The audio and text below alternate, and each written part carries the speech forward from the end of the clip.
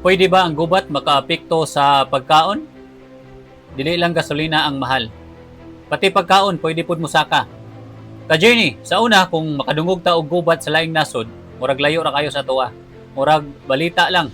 Pero karon, mas klaro na nato nga ang gubat dili lang didto. Moabot gyud na diri sa atong kinabuhi. Tan-awa ang nahitabo karon sa tensyon sa US, Israel ug Iran.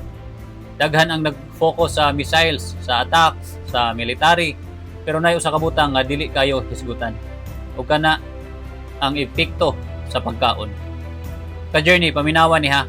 Kung adunay gubat, dili lang tawo ang maapektuhan. Apil ang system nga nagpadagan sa kalibutan.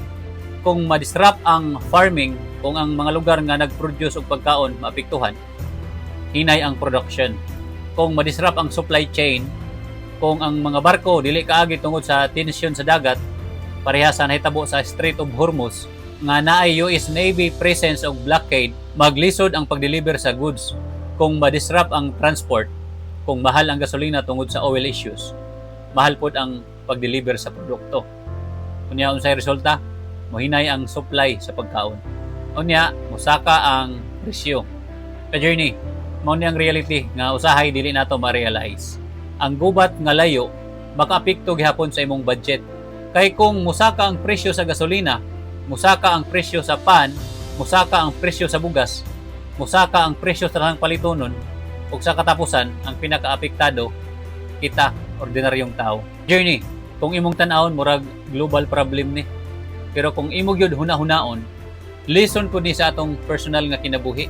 Kay sa atong kinabuhi, kung naay disruption, kung naay kagubot, kung naay dili makontrol, maapektuhan gyud ang atong supply sa atong kalinaw.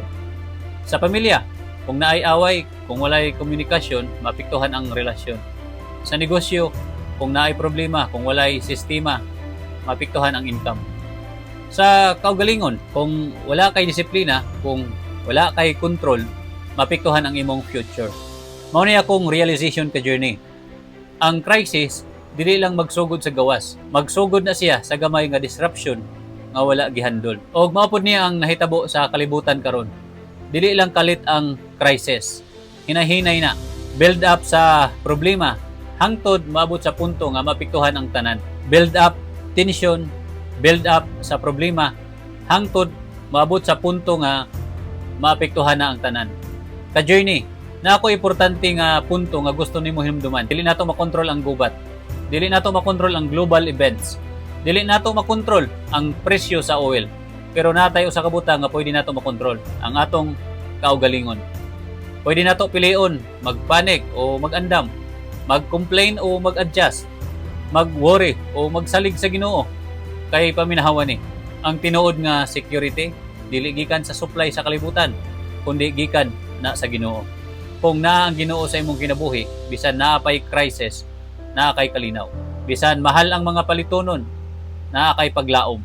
Bisan uncertain ang future, naa kay direction.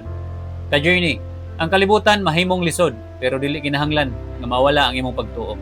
Pangutana nako nimo, kung maabot ang lisod nga panahon, ready ba ka? Dili lang sa kwarta, kundi sa mindset og pagtuo. Isulat ready sa comment section kung andam ka mo atubang sa bisan unsa nga crisis sa kinabuhi. O ka-journey, kung naapagani tay food crisis, unsa nakha ang sunod nga crisis nga pwede mahitabo? Episode 45 ta ugma. Ato hisgutan unsa na ang inflation. Kung investor ka, advantage nimo nga makabalo ka ni. Push yourself. Gayo kalimot sa Philippians chapter 4 verse 13. I can do all things through Christ who gives me strength. Padayon, ka-journey.